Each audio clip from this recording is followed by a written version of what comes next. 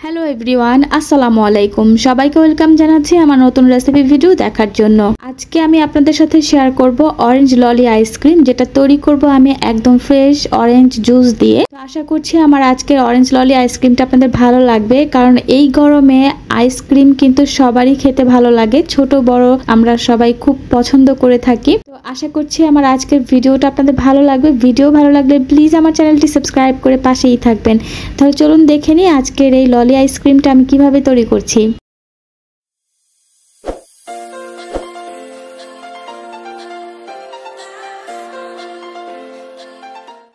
Orange ললি তৈরি করার জন্য আমি আজকে এখানে কমলা ব্যবহার করছি, তবে আপনারা চাইলে কিন্তু এখানে কমলার পরিবর্তে মালটাও ব্যবহার করতে পারেন। আর কমলাগুলোর ভিতর থেকে আমি প্রত্যেকটা বিচি বের করে খোসাগুলোকে ছাড়িয়ে নিয়েছি, যাতে করে তিতা না লাগে ব্লেন্ডারে ব্লেন্ড করার পর।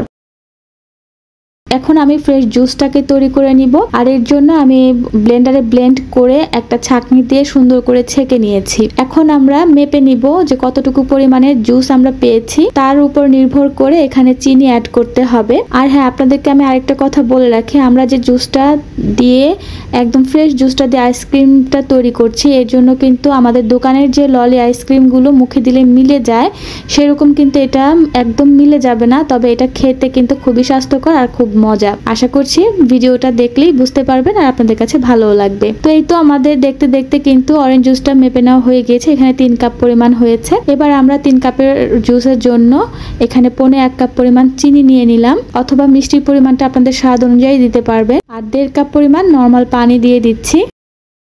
এখন এই চিনির পানিটা গলে আসা পর্যন্ত আমাদের অপেক্ষা করতে হবে।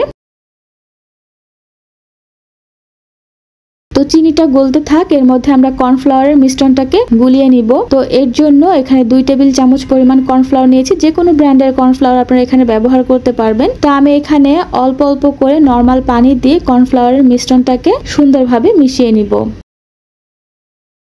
তো কর্নফ্লাওয়ারের মিশ্রণটা আমাদের মিশিয়ে নেওয়া হয়ে গিয়েছে। এখন আমরা এটাকে একটা পাশে রেখে দিচ্ছি, আর এদিকে চিনিটা গলে পানিটা ফুটে উঠেছে, সেই পর্যায়ে আমরা জুসটা দিয়ে দিব।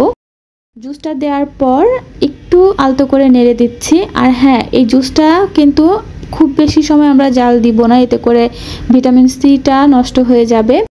তো আমরা কর্নফ্লাওয়ারটা মিক্সড করা পর্যন্তই জাল দিয়ে নিব, অর্থাৎ আমরা একটা বলক তুলে নিব। তো কর্নফ্লাওয়ার মিশ্রণটা আমরা দিয়ে দিয়েছি। কর্নফ্লাওয়ার মিশ্রণটা দেওয়ার পরে আমরা নাড়াচাড়া করতে থাকবো। এখন নাড়া বন্ধ করলে দলা বেঁধে যাবে।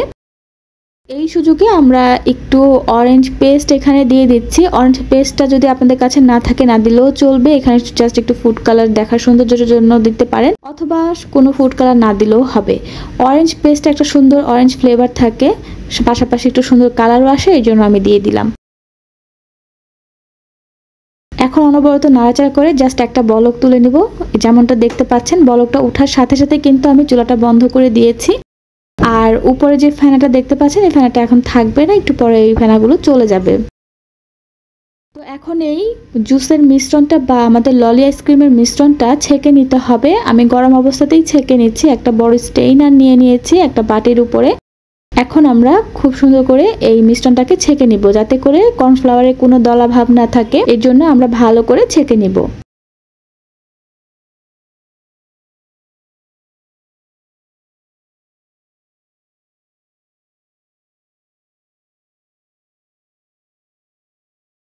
এই তো আমাদের জুসটা পুরোপুরি ছেঁকে নেওয়া হয়ে গিয়েছে। এখন আমরা এই জুসটা পুরোপুরি ঠান্ডা হওয়া পর্যন্ত অপেক্ষা করব। আর এটা দেখতে পাচ্ছেন এটা কতটা সুন্দর ঘন হয়েছে। পুরোপুরি ঠান্ডা হলে আমরা আইসক্রিমের মোল্ডের মধ্যে ঢেলে তারপরে ডিপফ্রিজে সংরক্ষণ করব। তো আমাদের আইসক্রিমের মিশ্রণটা ঠান্ডা হতে থাক, আর এদিকে আমি প্লাস্টিকের একটা মোল্ড নিয়ে নিয়েছি আইসক্রিম তৈরি করার জন্য। মোল্ডগুলোর সাথে এরকম প্লাস্টিকের স্টিকও দেয়া থাকে, আপনারা চাইলে এই স্টিকগুলো ব্যবহার করতে পারেন। আমি ব্যবহার করব না, আমি আজকে এইরকম বাঁশ বা কাঠের যে স্টিকগুলো পাওয়া যায় সেই স্টিকগুলো দিয়ে আইসক্রিমগুলোকে সেট করব।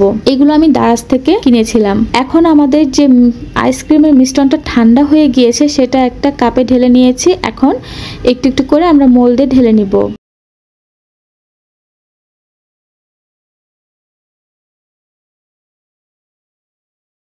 প্রত্যেকটা মোল্ডে আইসক্রিমের মিশ্রণটাকে ঢেলে দেওয়ার পর এখন আমরা উপরে ফয়েল পেপার দিয়ে মুখটাকে আটকে নেব।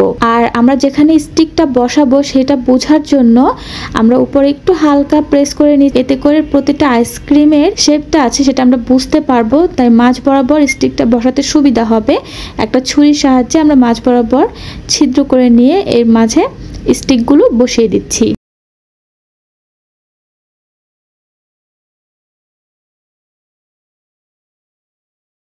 এই তো মোল্ডটা আমাদের কমপ্লিট হয়ে গিয়েছে। আমরা কিন্তু প্লাস্টিকের মোল্ড পরিবর্তে আরো মোল্ড নিয়েছি। এখানে কিন্তু সিলিকনের মোল্ডও আমি নিয়েছি 2টা। আর সিলিকনের মোল্ডের মধ্যে আইসক্রিম বসালে আইসক্রিমটা জমে যাওয়ার পরে তুলে নিতে কিন্তু খুবই সুবিধা হয়। এবার আমরা আইসক্রিমের স্টিকগুলো সিলিকনের মোল্ডের ভিতরে সুন্দর করে ঢুকিয়ে নিব। আমাদের কিন্তু অবশ্যই আগে এই মোল্ডগুলোর মধ্যে স্টিকগুলো ঢুকিয়ে নিতে হবে। আমরা কিন্তু আগে জুসের মিশ্রণটা দিলে পরে স্টিক ঢুকাতে পারবো না, তাই এই কাজটা আমাদের আগেই করতে হবে। এখন আইসক্রিমের মিশ্রণ একটু একটু করে আমরা মোল্ডের মধ্যে নিয়ে নিব। একইভাবে আরো একটা মোল্ড আমি অফ স্ক্রিনে কিন্তু সুন্দরভাবে সেট করে নিব।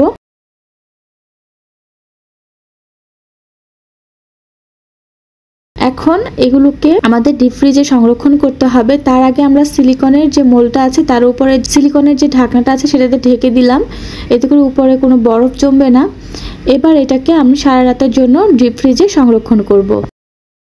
ডিপ ফ্রিজ থেকে কিন্তু আমরা মোল্ডগুলোকে বের করে নিয়েছি সারা রাত পরে সকালের দিকে। দেখতেই পাচ্ছেন আইসক্রিমগুলো কিন্তু আমাদের পুরোপুরি সেট হয়ে গিয়েছে। এখন মোল্ড থেকে আনমোল্ড করে নিব আইসক্রিমগুলো।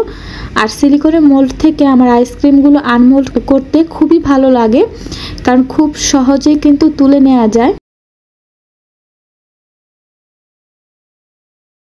এই তো দেখতে পাচ্ছেন আইসক্রিমগুলো কত সুন্দর হয়েছে। আর এই আইসক্রিমগুলো খেতেও কিন্তু বেশ ভালো ছিল।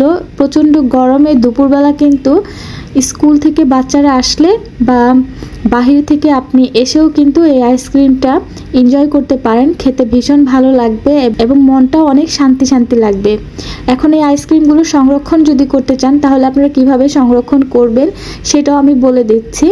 আইসক্রিমগুলো যেহেতু আনমোল্ড করে ফেলেছি, এখন আমাদের সংরক্ষণ করার জন্য এরকম প্লাস্টিকের বড় সাইজের বাটি বা এয়ারটাইট কোনো কন্টেনার বা বাটি থাকলে সেগুলোর মধ্যে আমরা আইসক্রিমগুলোকে নিয়ে নিব এবং ঢাকনা দিয়ে মুখটাকে বন্ধ করে ডিপ ফ্রিজে সংরক্ষণ করব। যখন খেতে ইচ্ছা করবে তখন শুধু বের করে আমরা খেয়ে নিলেই হবে। তো এই তো ছিল আমার আজকের রেসিপি অরেঞ্জ ললি, যেটা আমি খুব সহজে ঘরের একদম ফ্রেশ অরেঞ্জ জুস দিয়ে তৈরি করে দেখালাম, যেটা খেতে কিন্তু সত্যি অনেক মজার আর অনেক স্বাস্থ্যকর। আশা করছি আমার আজকের ভিডিওটা আপনাদের ভালো লেগেছে। যদি ভিউয়ার্স আমার ভিডিও ভালো লাগে তাহলে প্লিজ আমার চ্যানেলটি সাবস্ক্রাইব করে পাশেই থাকবেন। বিদায় নিব আজকের মতন এখানে। সবাই ভালো থাকবেন, সুস্থ থাকবেন। আল্লাহ হাফেজ।